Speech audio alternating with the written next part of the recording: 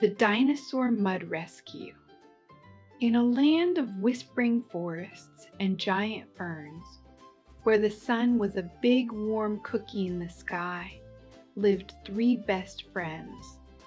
There was Daisy, a little triceratops with three happy horns.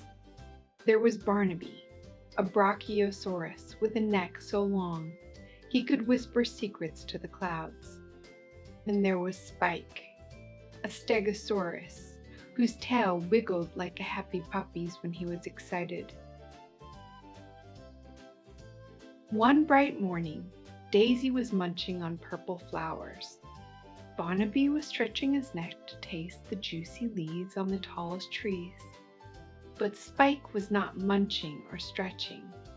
He was searching.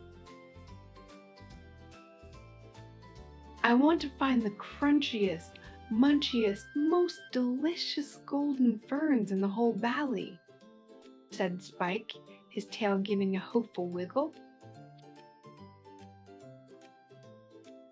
"Be careful near the Rumbly River, Spike," called Daisy. The river was called Rumbly because it gurgled and grumbled all day long. "I will," said Spike, and he trundled off towards the sound of the water. Daisy and Barnaby played a game of tag among the tall trees.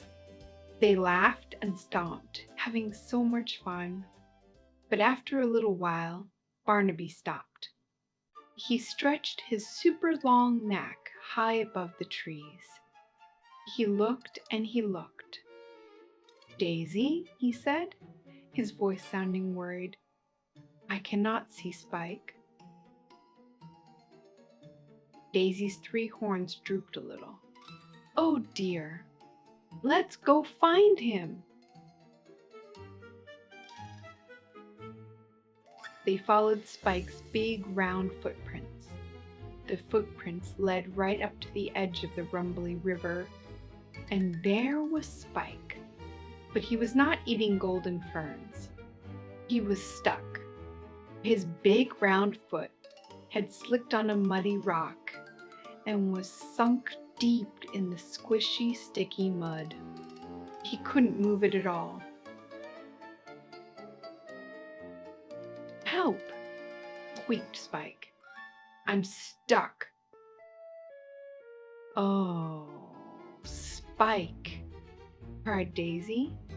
She hurried to the edge of the mud. She pushed her head against Spike's side.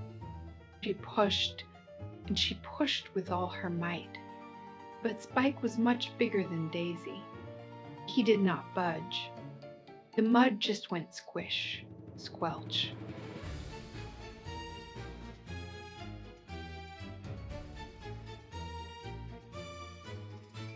"My turn," boomed Barnaby. He racked his long, long tail around a strong tree. Then he stretched his long, long neck down towards Spike. "Grab on," he said. Spike reached up and held on to Barnaby's nose. Barnaby pulled and he pulled. His neck stretched like a rubbery vine, but Spike's foot was stuck too tight. Barnaby could not pull him out. Spike's eyes began to fill with big, wet tears. "I'll be stuck forever." Daisy looked at the Rumbly River. She looked at the squishy mud. She looked at her friend Barnaby's long neck. And she had a wonderfully creative idea. "Barnaby," she said, "use your neck like a drinking straw. Take a big, big drink from the river and spray the mud." Barnaby's eyes lit up. It was a brilliant idea. He dipped his head into the cool, rumbly river. He took a gigantic drink. His cheeks puffed out like two giant berries. Then he aimed his mouth at the mud around Spike's foot. Swoosh! A huge spray of water hit the mud. Whoosh! Again and again. The hard, sticky mud started to get soft and slippery. It turned into a squishy, splashy puddle. Now push together, shouted Daisy. Daisy pushed with her head. Barnaby pulled with his neck, and Spike wiggled and wiggled his foot. Pop! His foot came free with a funny, squelchy sound. And Spike was so happy, he did a wiggly, jiggly dance right there on the solid ground. You saved me! You saved me! He cheered. Thank you, my best friends. Daisy nuzzled Spike with her horns. Barnaby gave a happy, rumbly laugh that sounded just like the river.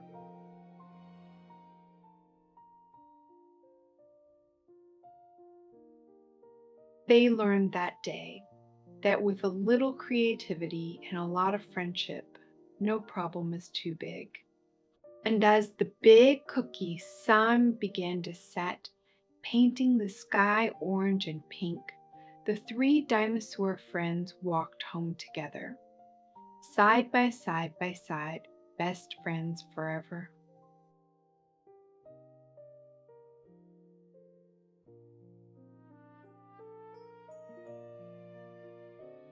That was the end of the story today. Thank you for listening.